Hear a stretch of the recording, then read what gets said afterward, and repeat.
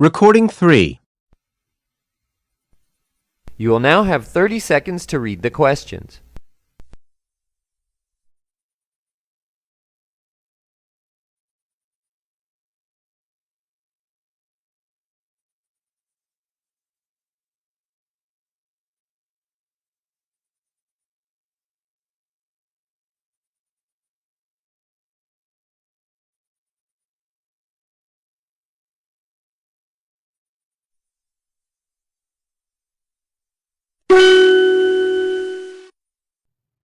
One, I think I'd have to say Venice in Italy.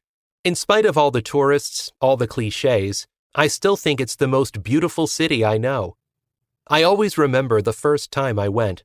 I arrived by train, and we stepped out of the train station, and suddenly it was all there. The canals, the wonderful old buildings.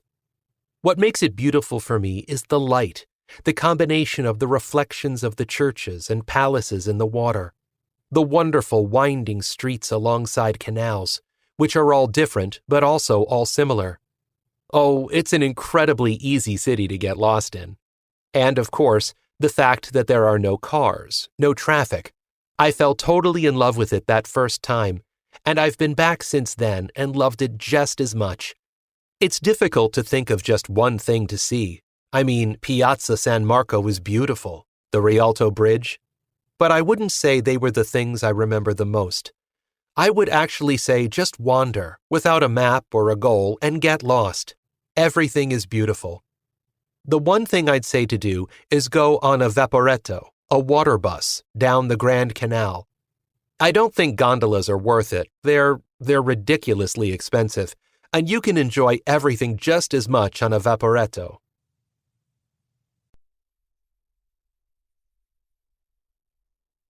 two, The most beautiful city I've ever been to is Banff in Alberta, Canada.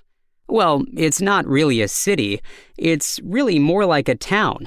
But anyway, it's one of my all-time favorite places to visit. What makes it beautiful for me is that it looks like it came out of an old Western movie. There are old, rugged buildings that aren't too tall, and it has a rustic feel. Kind of like you might see a cowboy riding a horse along the main street at any given moment, and the whole place is like that. There aren't any modern skyscrapers in Banff, but what does catch your eye is that the town is surrounded by gorgeous snow-topped mountains.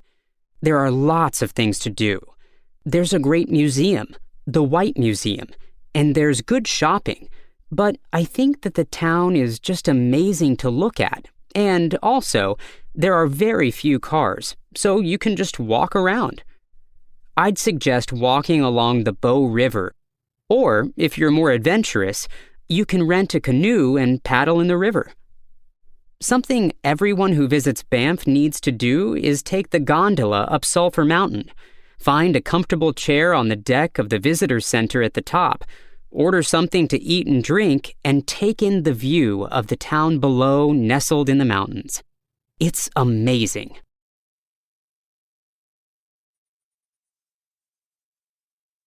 three, I know lots of beautiful cities, and I wouldn't choose one above all the others, but one I always love going back to is Edinburgh in Scotland.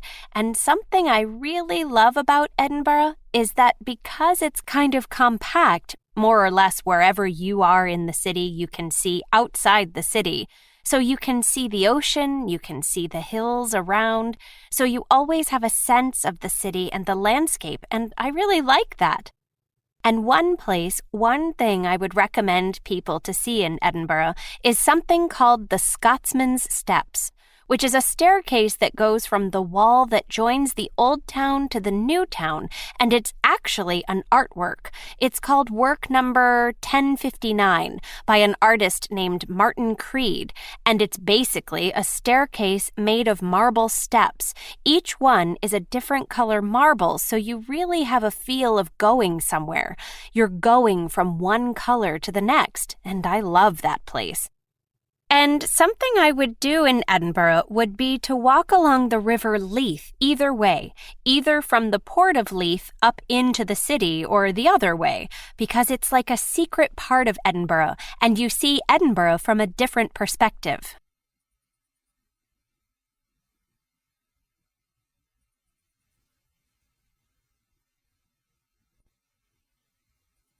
Four. The most beautiful city I've been to is Kyoto in Japan. It's a really wonderful place because it's a mix of, well, like many Japanese cities, very, very modern buildings and a lot of traditional temple areas as well.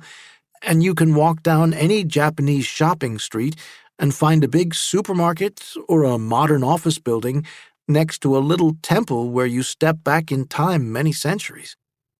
The one place that I would recommend that you see is the Kinkakuji Temple. That is a very, very famous tourist site. It has a golden pavilion in the middle, and it's the most wonderful place. It gets very, very busy, but I was lucky enough to visit it when I lived in Japan, and I was able to stay with a friend and go there very early in the morning to avoid the crowds. One thing you need to do if you go to Kyoto is to try to stay not in a modern hotel, but in a ryokan, which is a traditional Japanese guest house where you can sleep on tatami matting and have Japanese breakfast, which is rice, eggs, fish, and seaweed.